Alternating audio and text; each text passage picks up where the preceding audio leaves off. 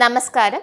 നിർബന്ധിത ഹിജാബ് നിയമങ്ങൾ ലംഘിക്കുന്ന സ്ത്രീകളെ കണ്ടെത്തുന്നതിനായി ഇറാൻ നിരീക്ഷണ ശ്രമങ്ങൾ ശക്തമാക്കിയിട്ടുണ്ടത്രേ. ഡ്രോണുകൾ, മുഖം തിരിച്ചറിയൽ സംവിധാനങ്ങൾ, നസർ ആപ്പ് എന്നിവ ഉപയോഗിച്ചാണ് ഇറാൻ നടപടി സ്വീകരിച്ചിരിക്കുന്നത്. സ്ത്രീകളെ നിരീക്ഷിക്കുന്നതിനും ശിക്ഷിക്കുന്നതിനും ഇറാൻ സാങ്കേതിക വിദ്യയെ കൂടുതലായി ആശ്രയിക്കുന്നുണ്ടെന്ന് ഐക്യരാഷ്ട്രസഭയുടെ റിപ്പോർട്ട് പുറത്തു വന്നിരിക്കുകയാണ്.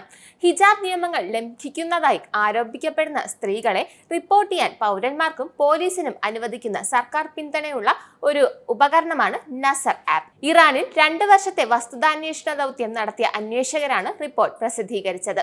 ആംബുലൻസുകൾ, ബസ്സുകൾ, മെട്രോ കാറുകൾ, ടാക്സികൾ എന്നിവയുൾപ്പെടെയുള്ള വാഹനങ്ങളിൽ സ്ത്രീകൾ ഹിജാബ് ധരിക്കാതെ സഞ്ചരിക്കുന്നത് റിപ്പോർട്ട് ചെയ്യാൻ ഈ ആപ്പ് പൊതുജനങ്ങളെ സഹായിക്കുന്നു. ഒരു സ്ത്രീ ഹിജാബ് ധരിച്ചിട്ടില്ലെങ്കിൽ വാഹനത്തിന്റെ ലൈസൻസ് പ്ലേറ്റ്, സ്ഥലം, സമയം എന്നിവ അപ്ലോഡ് ചെയ്യാൻ ഇത് ഉപയോക്താക്കളെ അനുവദിക്കുന്നു. ഇതിനുശേഷം ആപ്പ് വാഹനം ഓൺലൈനായി ഫ്ലാഗ് ചെയ്യുകയും പോലീസിനെ അറിയിക്കുകയും ചെയ്യുന്നു. ഒരു റിപ്പോർട്ട് തയ്യാറാക്കി കഴിഞ്ഞാൽ വാഹനത്തിന്റെ രജിസ്റ്റർ ചെയ്ത ഉടമയ്ക്ക് ഒരു തത്സമയ വാചക സന്ദേശം അയക്കും.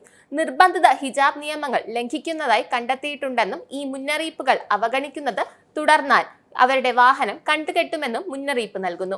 ഈ സന്ദേശങ്ങൾക്ക് ഗുരുതരമായ പ്രത്യാഘാതങ്ങളുണ്ടെന്ന് അന്താരാഷ്ട്ര മാധ്യമങ്ങൾ വരെ റിപ്പോർട്ട് ചെയ്യുന്നു. ഹിജാബ് നിയമം പാലിക്കാത്തതിനാൽ 8000 വാഹനങ്ങൾ കണ്ടുകെട്ടിയതായും റിപ്പോർട്ടിൽ പറയുന്നു. കൂടാതെ ഡ്രസ് കോഡുകൾ നടപ്പിലാക്കുന്നതിനായി തലസ്ഥാനത്തെ ടെഹ്റാനിൽ ആകാശ ഡ്രോണുകൾ വിന്യസിച്ചിട്ടുണ്ട്. ടെഹ്റാനിലെ അമീർ കബീർ സർവകലാശാലയിൽ ഹിജാബില്ലാതെ സ്ത്രീകളെ കണ്ടെത്താൻ പ്രവേശന കവാടങ്ങളിൽ മുഖം തിരിച്ചറിയൽ സോഫ്റ്റ്വെയർ അധികൃതർ സ്ഥാപിച്ചതായി റിപ്പോർട്ടിൽ പറയുന്നു.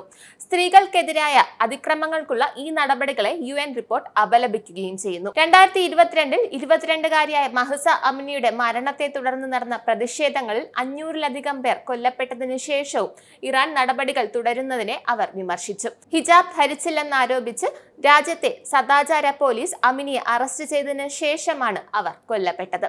നന്ദി, നമസ്കാരം. നിങ്ങൾക്കും ആനന്ദ മീഡിയയുടെ പ്രേക്ഷകരിൽ ഒരാളാകണ്ടേ?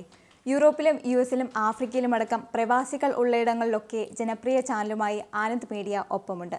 ഏഷ്യാനെറ്റ് ഫ്ലവേഴ്സ് അടക്കം നിങ്ങളുടെ വിരൽത്തുമ്പിലെത്തും. ആദ്യം റോക്കു ബോക്സ് സ്വന്തമാക്കുക.